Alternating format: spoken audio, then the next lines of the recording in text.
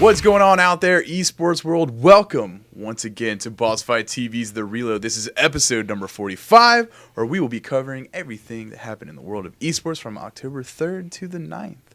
As always, my name is Josh Engel, also known as Anti-Pro. And I'm Mike Bisson, a.k.a. Mohawk Mike, coming back from a long weekend in Columbus. At Arena Gaming. It was a very good weekend. Indeed. I had a lot of really good fun times. Shout out to Focus Fire for letting us stay with them and work with them throughout the entire weekend. We love you guys.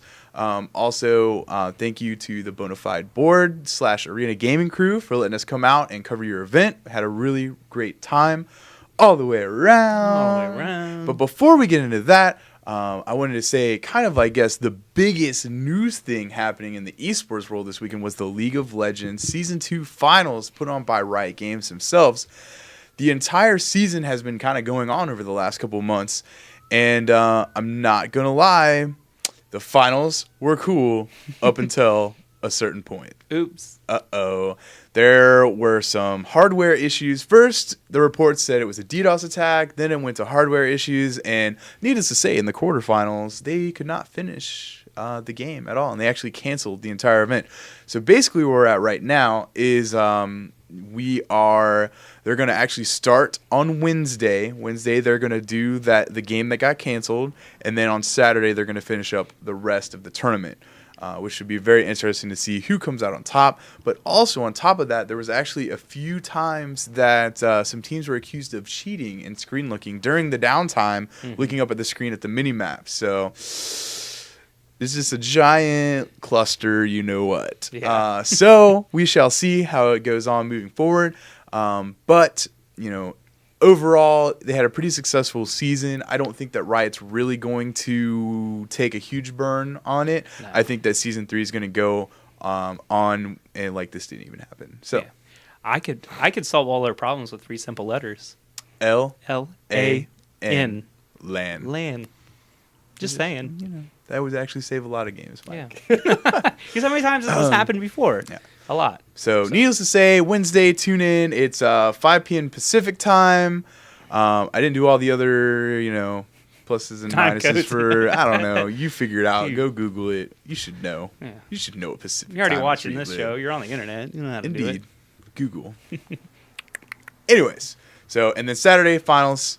But let's go ahead and move on to the Arena Gaming League, which is where we were this weekend. This was the last hurrah for Halo Reach.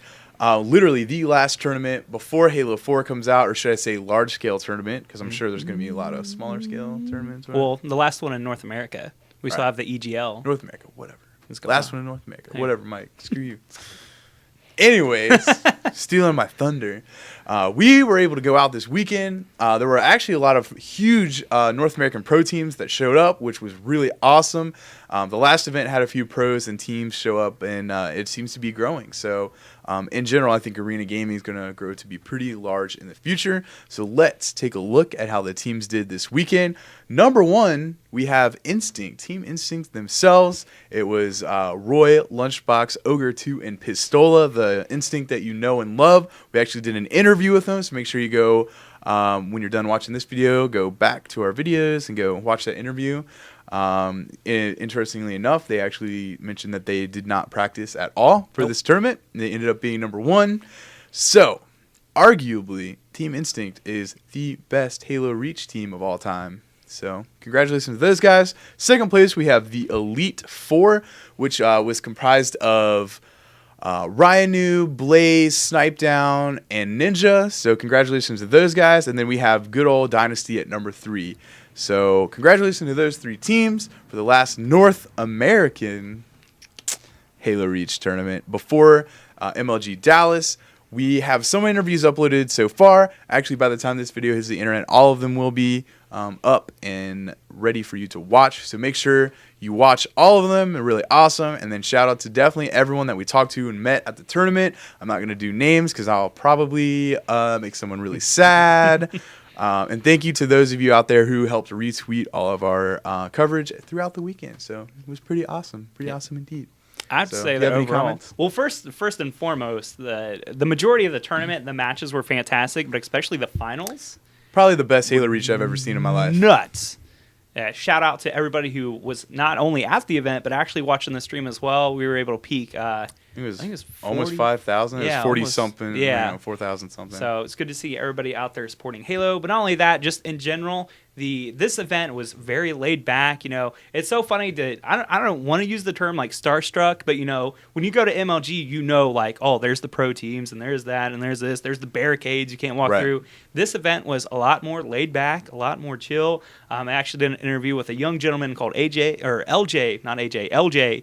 He was only 14 years old and came out and was a huge fan of Halo and was actually able to sit down and play with a lot of the teams. Was actually, I think, a few times was up on the main stage during the grand finals. Elite Four during the grand finals let him come up and coach them. Yeah, so that was really very cool. Really yeah, cool so good stuff again to the Reigning Gaming crew. It was mentioned in the interview we did with them that they will be in January hosting their next event, which will not only host Halo 4 but also a couple fighting game titles. So already expanding. Should be awesome. So can't wait. Very, very cool. So cool weekend. Make sure if you like Halo and fighting games now, at least, make sure you check them out in the beginning of the year.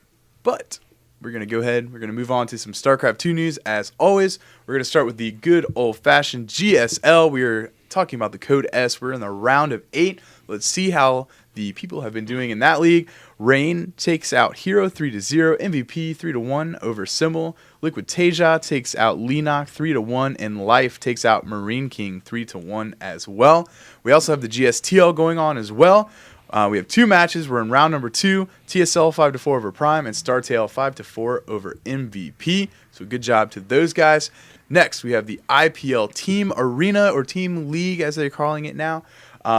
We have 3 matches. We have EG, Evil Geniuses, taking out Slayers 5-1, StarTale 5-0 over Prime, and Kront 3 5-3 over Empire. So good job all the way around. And last but not least, we have the EG Masters Cup week number 4. We have Rocks taking out Fnatic 3-2, Dignitas 3-2 over Complexity, Quantic 3-2 over Acer, Team Liquid 3-2 over Empire, Root 3-1 over Mouse Sports, and finally Slayers 3-2 over Evil Geniuses.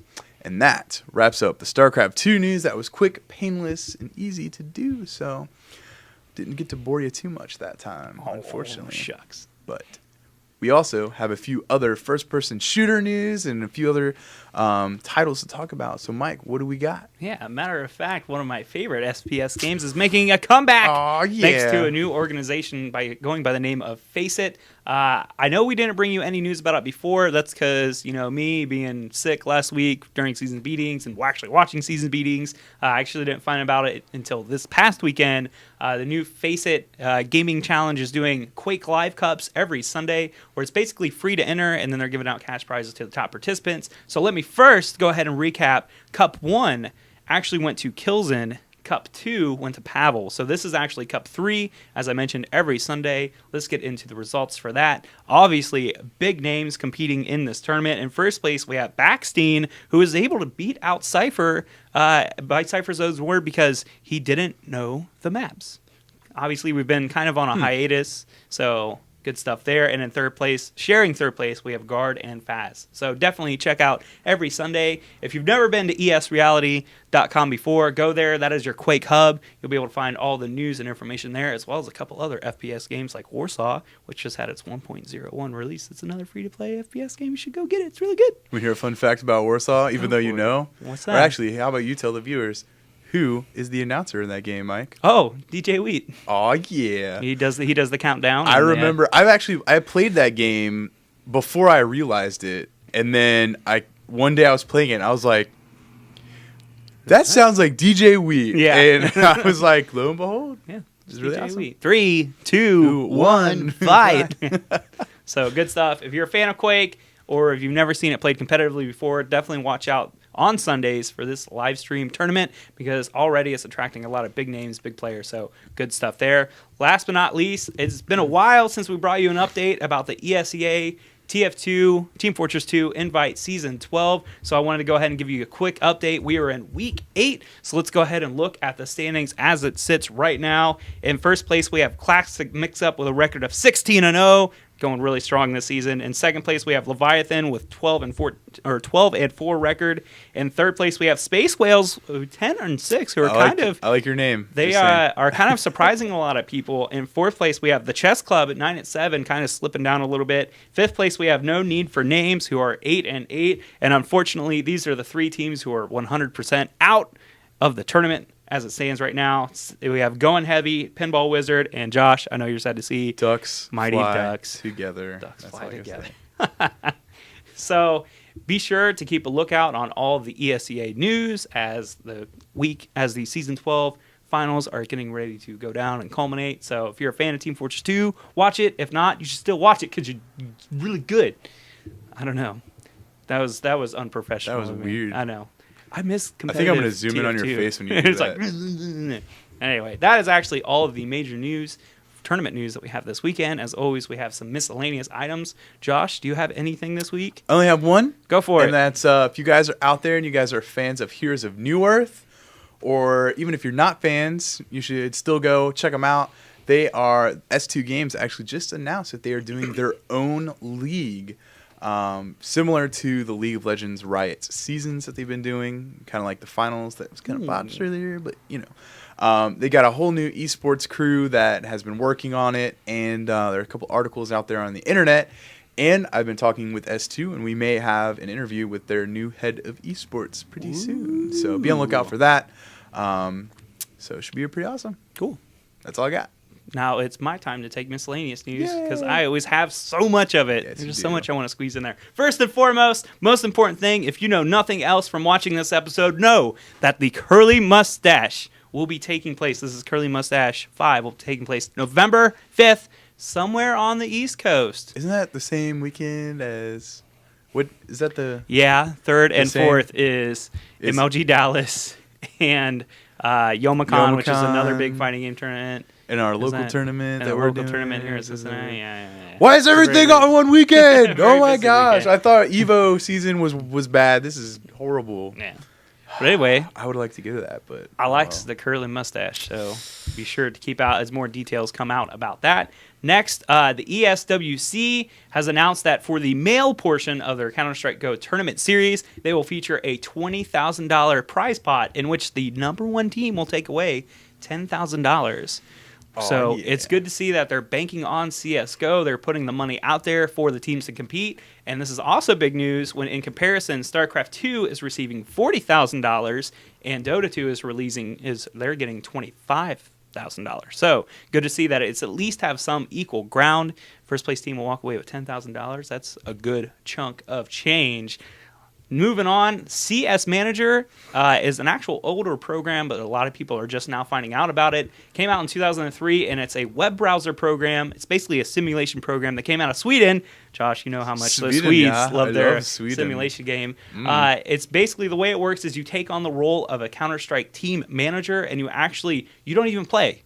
You recruit your team members, and they'll tell you, like, this is their accuracy, this is what gun they're good with, this is what maps they're good at, and you recruit your own team, and you manage them, you schedule practices, you new techniques and things like that. So if you've never seen it, go to... It's kind of like Football Manager, I guess, that everyone's freaking out about. www.cs-manager. CS. I was doing it in my Swedish voice. CS-manager.com. Go ahead and check that out because that is really cool. Actually, the biggest thing about it is, as I said, it came out in 2003. A new company has picked it up, and they actually improved it a whole bunch. So it's easier to use. There's a whole bunch of graphical improvements, and it's really cool. If nothing else, you should check it out. It'll at least give you a little bit of a feeling of what it's like to manage a pro gaming team if you've ever wondered what that was like. Moving on. Another big announcement, even though we already knew it was going to happen, MLG officially announced that League of Legends will be at Dallas. But they already said earlier in this year that LOL was going to be at every event for the rest of the year. So another announcement of an announcement that was previously made. I don't know. I just thought that was kind of weird. But last but not least, kind of going to leave on a sad note. Sorry, guys. But as we mentioned last week, Seasons Beatings, Galleon, the organizer, was kind enough to give us a message about something that happened in the tournament. We were also to find out today that he actually posted it on Facebook. He will be stepping down from the Seasons Beatings tournament organization. He wanted to thank everybody that he had a lot of good years behind it, but it's time for him to move on and be a family/career man. It's a funny joke if you like fighting games, you know what that's talking about. But kind of everything's in the balance now. We don't know if somebody else is picking up the tournament series, or he did mention that with the local group up there in Cleveland, Ohio, Console Combat, that they will be doing other like locals and ranking battles and things like that. So the fate of Seasons Beatings is unknown right now. Tune in next week. Tune in next week. Yeah.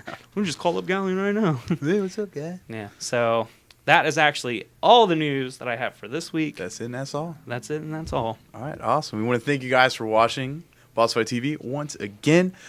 Make sure you hit us up on Twitter at BossFightTV. Hit us up on our website, all the above, whatever. You smoke signals, I don't even care. Thank you for watching. As always, my name is Josh Engel, also known as Anti-Pro. And I'm Mike Bisson, a.k.a. Mohawk Mike. As always, thanking you for supporting esports, whatever capacity you do. And don't forget, thank you for considering.